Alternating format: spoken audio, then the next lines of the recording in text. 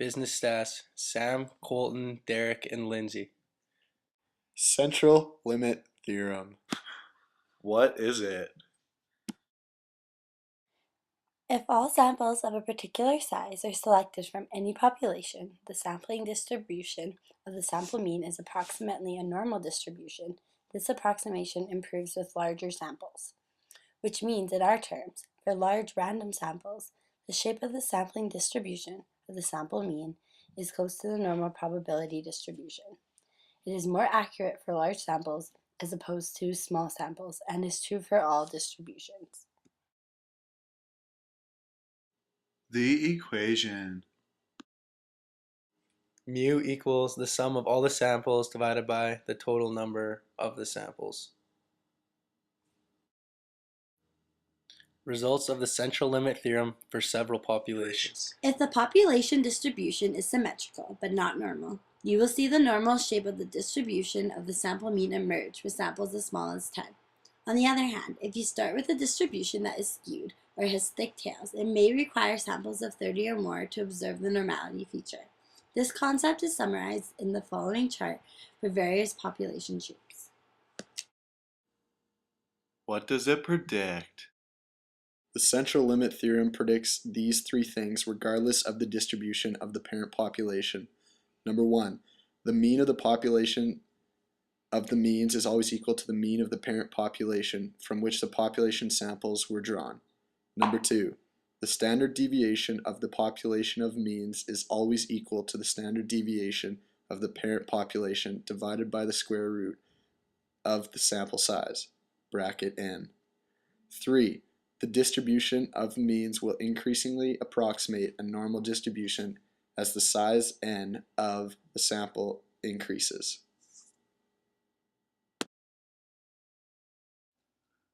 Here's an example. The uniform distribution on the right is obviously not normal. Call that the parent distribution. To compute an average, the x-bar, two samples are drawn at random from the parent distribution and are averaged. Then another sample of 2 is drawn and another value of x-bar computed. This process is repeated over and over, and averages of 2 are computed. The distribution of averages of 2 is shown on the right. Repeatedly taking 3 from the parent distribution and computing the averages produces the probability density on the right.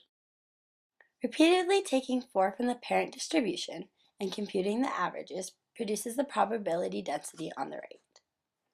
Repeatedly taking 8 from the parent distribution and computing the averages produces the probability density on the right. Repeatedly taking 16 from the parent distribution and computing the averages produces the probability density on the right.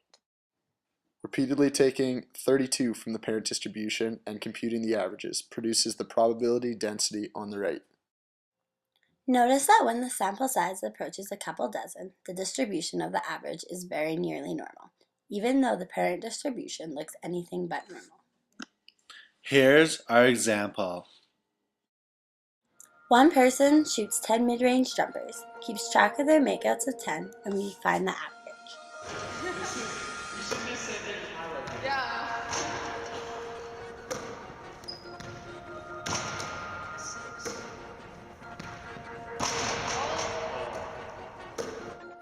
Derek took 10 shots and he made 8, giving him an 80% average. Next, 2 people shoot 10 mid-range jumpers, each and keep track of their totals out of 10. We then combine their total makes out of 20 to find the average of the test set.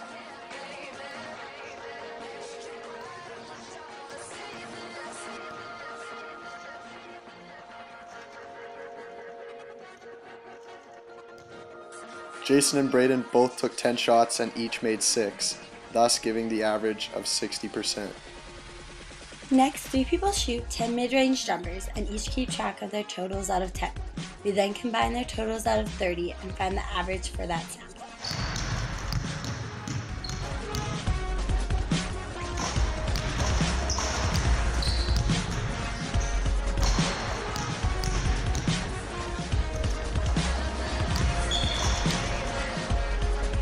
Sam made 6 for 10, Derek made 7 for 10, Colton made 6 out of 10, thus giving an average of 63%.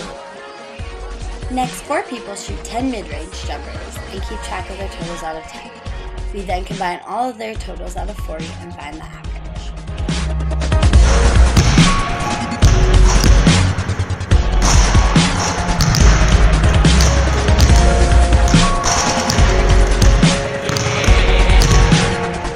Sam shot 5 for 10, Jason shot 8 for 10, Colton shot 8 for 10, and Derek shot 9 for 10, thus making an average of 75%. Next, 5 people shoot 10 mid-range jumpers and keep track of their totals out of 10. We then combine their totals out of 50 and find the average. I did that time and spent that bread. I'm headed home, I'm almost there. I'm on my way, headed up the stairs. To my surprise, a nigga replacing me. I had to take him to that ghetto. Sam shot 8 for 10, Braden shot 8 for 10, Colton shot 7 for 10, Derek shot 4 for 10, Jason shot 6 for 10, making an average of 66%. This process could continue for as many samples as you want. The more shooters you have, the more normal the distribution will be.